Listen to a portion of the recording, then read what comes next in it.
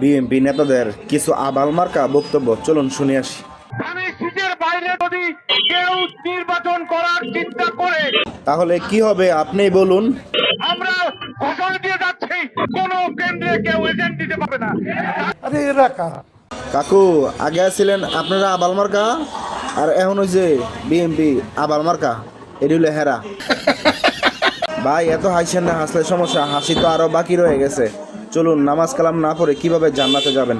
আমরা ধানের শীষে ভোট দিলে আমরা জান্নাত পাবো, এটা আমরা বলতে পারি। এটা কোনো কথা না, হ্যার মুখে একটু আমি মুইতা দিমু। কার কথা বলতেছ? নামটা বসে বলো তো, কার কথা বলতেছ? আপনি হলেন বড় নেতা, আপনাকে আমি বলি নাই।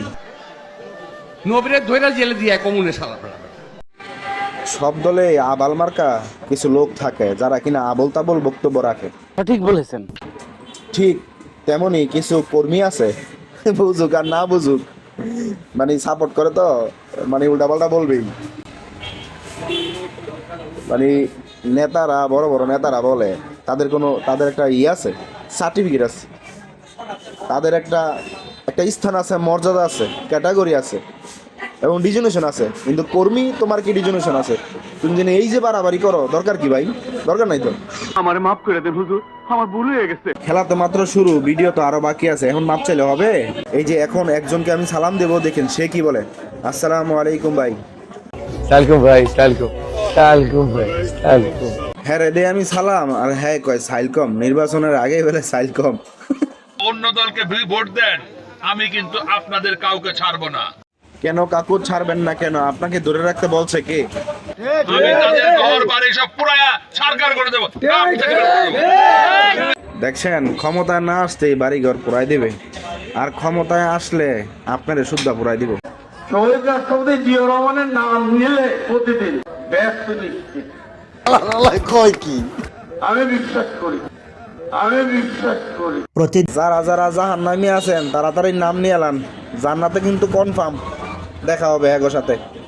ধানের শীষের বাইরে কেউ দাঁড়িপাল্লাতে ভোট দেওয়ার কথা বলে সেখান থেকে সুস্থ হয়ে বাড়িতে ফিরে আসবেন বিএনপি নেতা কর্মীদের কাছ থেকে, আমার তো সেটা মনে হয় না। না না, পাগল নাকি? আমরা বিএনপি ছাড়া অন্য কারণে ভোট দিমু, বিএনপিতে দিমু, সমস্যা নাই। আমরা আলাদা ব্যালট পেপার ছাপাবো যেখানে ধানের শীষ থাকবে।